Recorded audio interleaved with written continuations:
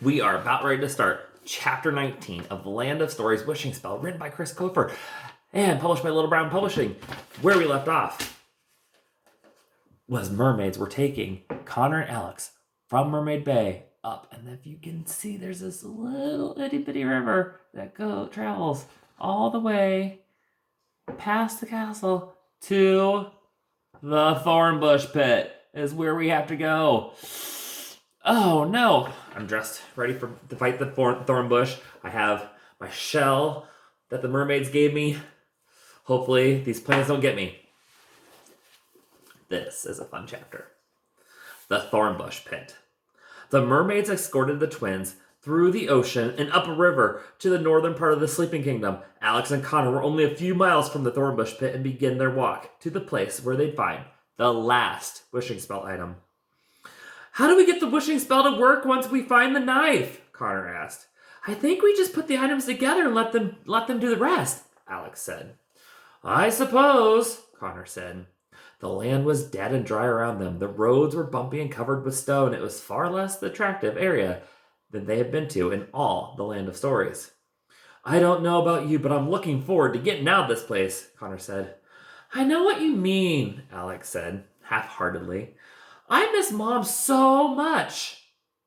I can't wait to get back to air conditioning and television, Connor said. Boy, have I missed those things. And food. Don't get me started about food. I bet we have so much homework to catch up on, too, Alex said happily. Ugh, Connor grunted. Didn't think about that. He also wondered if he'd have to serve all those detentions when he got home as well. Remember what he got the detentions for? Throwing a book at Miss Peters' head. Would he be trapped in the fairy tale world for a week get him out of it?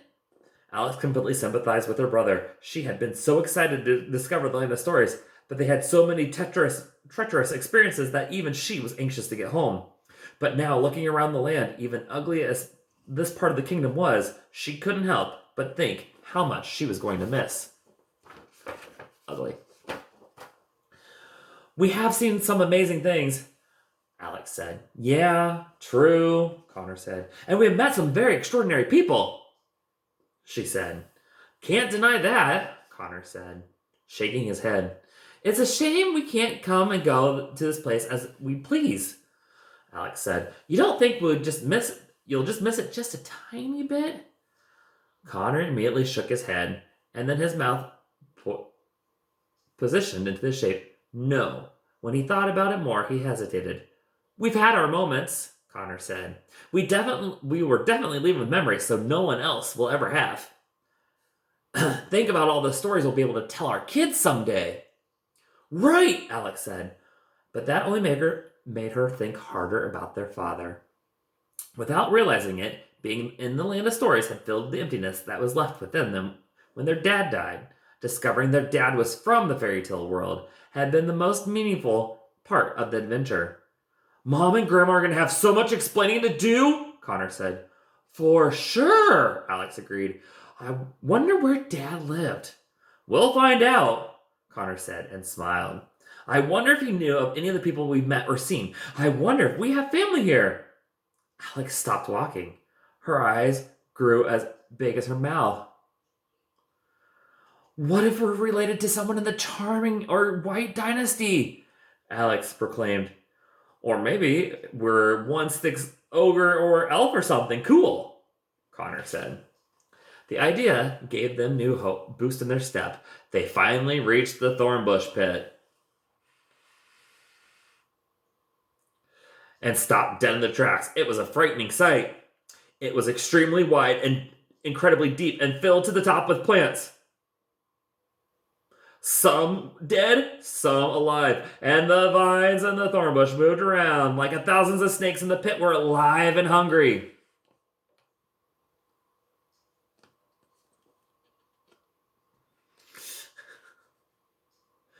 Ruins of an old castle sat on the edge of the pit, consisting of nothing more but a few walls and a stony staircase that led nowhere. We're actually going in there? Connor said. Let's put on our shells.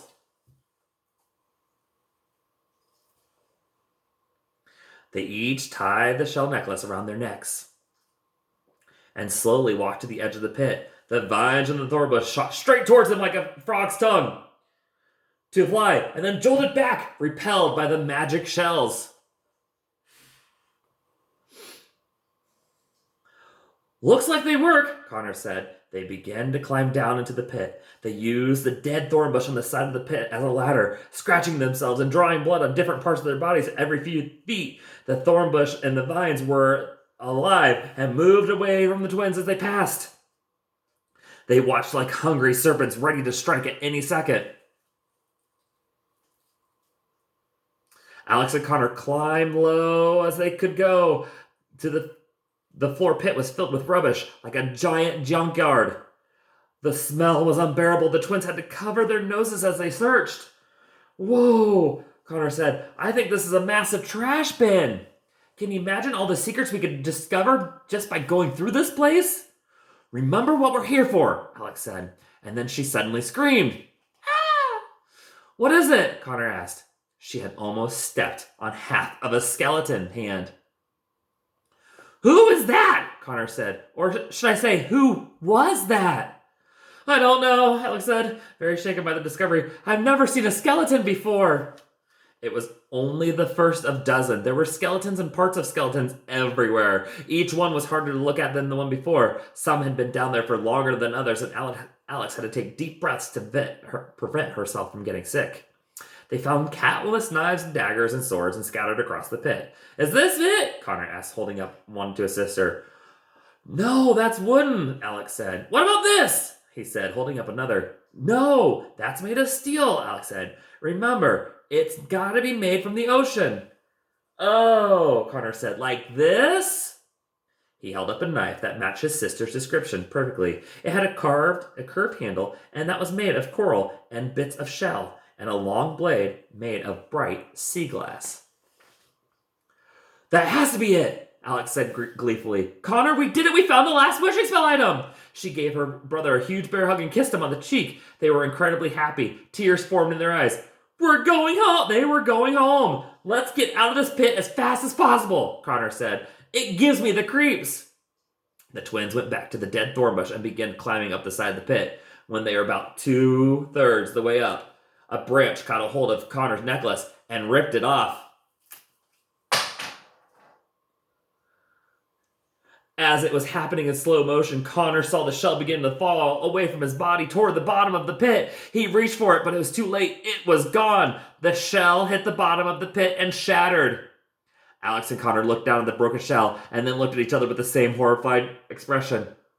Oops, Connor whispered. The living vines and thornbush vibrated with excitement. The shells were useless now. The vines began shooting toward the twins. We've got to get out of here, Alex yelled. And the twins rushed up the side of the pit faster than they have ever climbed anything before. Their fingertips were about to reach the top of the pit when the vines wrapped themselves around Alex and Connor's feet and dragged them downward. Connor stabbed the saber into the ground, the mouth of the pit, and he and his sister held on while they were being pulled, determined not to end up like the other victims of the vines. The more vines wrapped around themselves, the more the twins increasingly the fight. Alex and Connor were nearly completely covered in plants. Alex lost her grip around the knife and began to fall backwards, but Connor grabbed a hold of her just in time. He couldn't hold on to both for much longer. One of his fingertips began slipping from the knife's handle. Connor's hands lost grip of the knife, and he and his sister were being dragged away. But right as his hand slipped away, he felt a cold, clammy hand grab onto his and tried to pull him and his sister out of the pit. It was a struggle. The plants weren't giving up. Alex and Connor felt like the rope in a game of tug and war. Darn you, you miserable plants, said a very proper voice. The twins recognized. Let go of them, you overly advanced shrubbery. With one final tug, most of the vines broke and Alex and Connor were saved. Their momentum piled them on top of one another. Whoever had just saved them. Who do you think saved them? You know the voice. Froggy! Alex declared and gave their old friend a tremendous embrace. It's you! Connor said, although he had trouble shaking Froggy's hand when they first met. Connor was now hugging him like a long-lost relative. "Hello, Connor. Hello, Alex," Froggy said. He was suffocated by their affection. "You saved our lives," Alex said. "How did you know where we all were?" Connor asked. Froggy got to his feet, straightened his tie and his suit, and helped the twins up. "I've been looking for you for days," Froggy said. "The amount of ground you've covered is remarkable. Thank goodness I crossed paths with those mermaids, or I would never have found you." "I'm so proud of you," Alex said. "You're out of the house. You're out in the world." "What made you come out of the hole in the ground?" Connor said. "The fairy godmother is looking for you two," Froggy said. The twins were surprised and confused to hear this. "What?" Connor said. "What does she want with us?" "Oh no," Alex said. "The glass slipper! She must know I broke it and is furious." "Glass slipper?" Froggy said with his eyebrows raised. Alex shyly looked around. "Well, yeah," she said. "We've been busy collecting." She opened her bag and let Froggy peer into it. You've collected all the wishing spell items already?" Froggy asked. He wasn't sure to be proud or shocked. "Yup," Connor said, pulling the knife out of the ground. "And believe me, it wasn't easy." "We've got the very last item," Alex said. "We can go home." Froggy was speechless. The two children had done something that he had only dreamed about doing for years. "That's extraordinary, children," Froggy said, but his happy face deflated to a worried one. "But you can't go home yet." "Why not?" Alex said. "Yeah, why not?" Connor said. Froggy was the one who had introduced them to the wishing spell in the first place. Why was he saying they couldn't use it now? "I promised the fairy godmother I would bring you to her, and in exchange, she said she would turn me back to my human form. Please, you must let me take you to her." The twins could tell that he didn't want to ask this of them, but so desperately hoped they would agree. "Froggy, you have no idea what we've been through to get all these items." Alex said. "We want to go home," Connor said. "Now." "We want to help," Alex said. "But what if the fairy godmother takes some of the items away that we've collected, or we forcefully borrowed?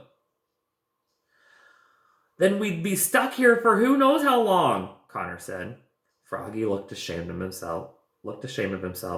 "I understand, children. Forgive me. I wasn't expecting you to have assembled all the wishing spell items so soon." He tried to cover his disappointment with a fake smile. "Can I help you assemble the wishing spell then?" That's a better Froggy voice. Alex and Connor looked at each other, feeling incredibly guilty. They wanted to get home more than anything, but how could they tell him no? He had done so many things for them.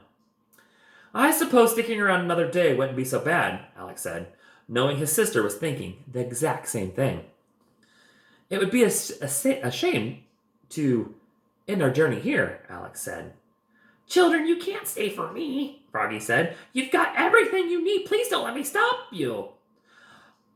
"Froggy, we'd be lost somewhere in the dwarf forest without you," Alex said. "And if the fairy godmother tries to take our stuff, we'll run like crazy from her," Connor said. "We've gotten so good at it. You gotta see us in action." Froggy's big round eyes became more watery than usual. "Children, you're the kindest souls I've ever been fortunate to meet." The twins smiled at him. Doing this for him made things feel better than they had felt their entire stay in the Land of Stories. "Where to?" Alex said. Suddenly, a piercing scream sounded across the land. All three of them jerked their heads towards it. "Let me go!" "What's going on?" Alex said. Soon they heard galloping horses approach, and they felt the thumps of the hoofs through the ground coming toward them at full speed. In the distance was a familiar creamed color horse. "It's Porridge!" Connor said. "And Goldilocks!" Goldilocks and Porridge were charging towards the Thornbush Pit. They were dragging Queen Red Riding Hood behind them. The twins and Froggy all stood motionless at the sight of it. They thought their eyes were playing tricks on their brains. Do you see this too, or am I imagining it? Connor asked. I order you to release me at once, Red Riding Hood said. Her dress was so big and layered that she wasn't harmed from being dragged, but she was extremely aggravated. Do you have any idea what my soldiers are going to do once you catch you? Oh, shut up, you red hooded harlot, Goldilocks said. She and Porridge stopped a short distance from the twins and Froggy. Goldilocks hopped down and then dragged Red Riding Hood past them to the Thornbush Pit. She vaguely recognized the twins. I remember you, Goldilocks said. Hi there, Alex said. Do you need a hand? Connor asked.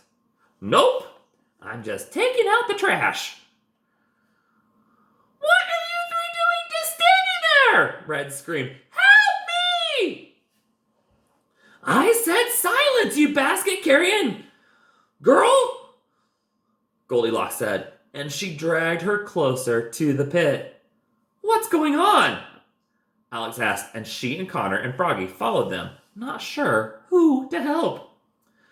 This lunatic broke down one of my kingdom's gates and rode her horse all the way to my throne room, lassoed me and dragged me all the way here, Red said. And now she's gonna kill me. Yes, I am, Goldilocks said. Wait, why are you going to kill Red Riding Hood? Froggy said. Because she's mental, Goldilocks said. She knows why, Goldilocks said. They reached the edge of the pit. The twins grew very nervous. They were about to witness a murder.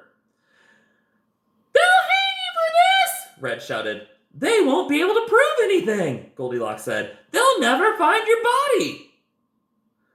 Goldilocks stood Red up on her 2 feet. She was still tied up. Goldilocks began aggressively pushing toward the pit's edge. Please don't do this, Red pleaded. It was such a long time ago. We were just kids. We haven't been kids for years, Goldilocks said. You have had plenty of chances for redemption. I love him too. I was just doing what I thought I had to do, Red said. You couldn't just stand there and had something. You couldn't just stand the fact that I had something you didn't, Goldilocks yelled. Goldilocks went for the final push, but Red dodged it, and Goldilocks almost fell into the pit herself. Red ran away from the pit as fast as possible. Running along the edge of the pit, the plants below moved with excitement, knowing that one of them was bound to fall in. Come here, Goldilocks yelled. Get away from me, you fugitive! Red yelled. And they did an entire lap around the pit. Red ran into the castle ruins. Goldilocks took out her sword and began swinging at her, barely missing her by inches. This is awful, Alex said, with her hands covering her cheeks. This is awesome, Connor said. $5, says Goldilocks wins. The twins wanted to help, but there was nothing they could do without getting in harm's way. We used to be such good friends, Red said, constantly ducking Goldilocks' sword. You don't know what a friend is, Goldilocks said, her swings coming much closer each time. You could have cleared my name the day you became queen of that pathetic kingdom. I never wanted to be queen in the first place. I just wanted to impress him, Red confessed. Keeping you an outlaw kept you away from him. It wasn't anything personal. Personal? Goldilocks said. Absolutely infuriating. Forcing me to live my life on the run and committing crimes to survive because you wanted to steal my boyfriend wasn't personal? She swung her sword hard and Red knocked a big chunk of the ruined stone wall off. Red ran up the decaying staircase. It was the only place left to go. Goldilocks ran up after her, and Red was completely cornered. The only escape was to jump into the pit. If you let me go, I'll clear your name, Red begged. Liar, Goldilocks yelled. I'll give you half my castle. Half of it's being rebuilt because of a fire. It looks wonderful, Red said. I don't want your castle. I want revenge, Goldilocks said, and pushed Red off the staircase. Red screamed as she fell toward the pit. The vines reached toward her, happy to finally be fed. Suddenly, a rope came out of nowhere and lassoed Red around the waist just as she fell into the pit and was swallowed up by the vines and thornbush. What the? Goldilocks said. The twins and Froggy turned to see the woman riding a black horse on the other side of the pit, holding on to the other end of the rope. It's the huntsman's daughter! Connor yelled and pointed at her. Red screamed as the vines pulled her down toward the bottom of the pit. The huntsman's daughter tied the rope to the horse and took off. Red was yanked out of the pit and dragged behind her. Not again! Red screamed. She was dragged off into the horizon. Now captive of the huntress. Help me! Gosh darn it, Goldilocks said, watching a stranger ride off with her chance at revenge. She hopped down from the staircase and Porridge joined her by the ruins. What just happened? Connor asked, completely overwhelmed by all the excitement. I don't know, but after seeing the huntsman's daughter, I have a really bad feeling. Who was that woman? Goldilocks said. It's the huntsman's daughter, Connor said. She's working for the evil queen. The evil queen? Goldilocks said, growing even angrier. We have to get far away from this place as quick as possible. Oh, no, Froggy said. He looked more frightened than the twins had ever seen.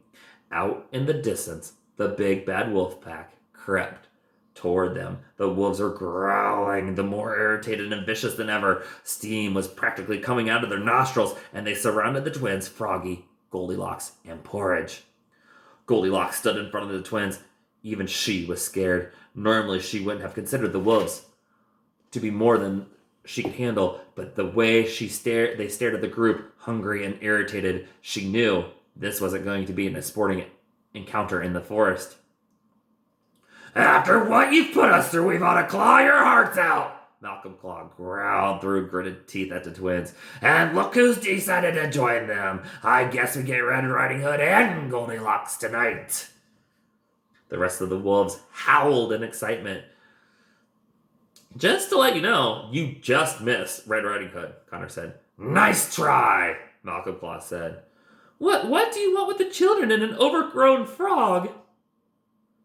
Goldilocks asked. We're taking the children to the evil queen, Malcolm Claw said. We have no interest in the frog. Dig in, boys. Froggy's face turned pale green. The wolves moved toward him, snapping their massive jaws in his direction. Froggy turned to the twins. I'm going to get help, children, Froggy whispered to the petrified twins. A wolf leapt towards him, but Froggy jumped twice as high into the air and the wolf missed him. Froggy landed on the other side of the circle and the wolves had formed around them and took off running. A few of the wolves chased after him and disappeared as he disappeared in the distance.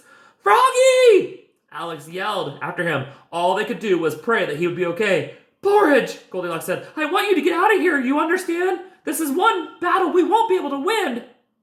The horse was hesitant to leave her at first, but then nodded. She took off in the same direction Froggy went. A wolf tried to attack the horse, but as he left, but Porridge kicked the wolf with her hind legs, and the wolf landed in the Thornbush Pit. He whimpered the entire way to the bottom. The vines wrapped themselves around the wolves and dragged him down to the bottom forever. The rest of the wolves weren't going to allow any more escape. We're going to see the queen, Malcolm Claw growled. And if anybody else tries to run off, it'll be the last thing you do. The twins trembled. Goldilocks put her hands on the twins' shoulders, leaned in close to them, and whispered into their ears. Be brave, children, Goldilocks said. Courage is one thing that no one can ever take away from you. Oh no, that's not good. They've been captured by the big bad wolf pack. And the huntress has a little Red Riding Hood. Who's gonna survive? Hopefully they all do. Next chapter, we'll find out.